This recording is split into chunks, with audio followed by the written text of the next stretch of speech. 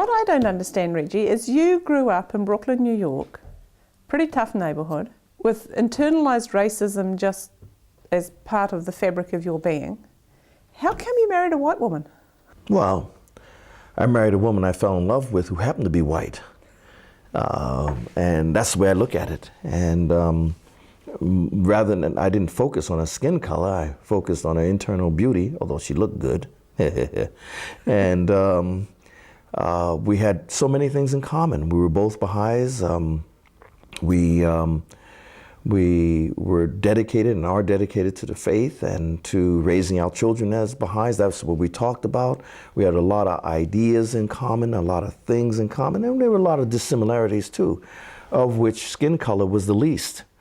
Also, I have to say that in my wife, in those early days and right through today, one thing I have never, ever detected in her was any kind of bias or prejudice against any racial minority group.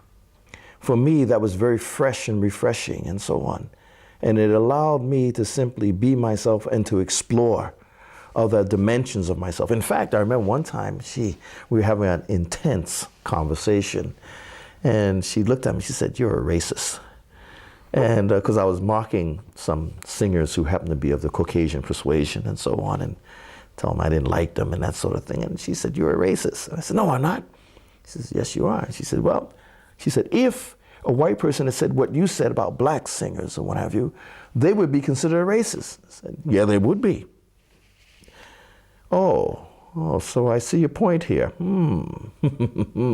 So I had to do a lot of thinking about it. And that was long after, some years, 10 years after I had become a Baha'i and struggling to embrace the oneness of humankind, and in terms of not embrace it, but to understand it and so forth, and not just understand it for other people, but understand what it might mean for my life and the changes I have to make in me to more faithfully, as best I can, reflect the intentionality of Baha'u'llah as expressed in that principle of becoming conscious of the oneness and the wholeness of the human family.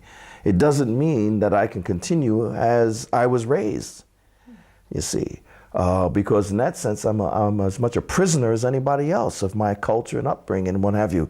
But when the manifestation of God comes, like Baha'u'llah, and he gives principles and teachings and what have you, it's for the liberation of the human spirit and the education of the human mind and the change of deportment and character of people in social situations, in society. So we got to figure out, I had to figure out, hey, okay, now I believe, what am I going to do? How am I going to do? And gradually over 30 some odd years, and I've just been working at it steadily, along with other things like learning to become a dad, trying to become a better husband, you know, all those other little things, paying the mortgage and things like that.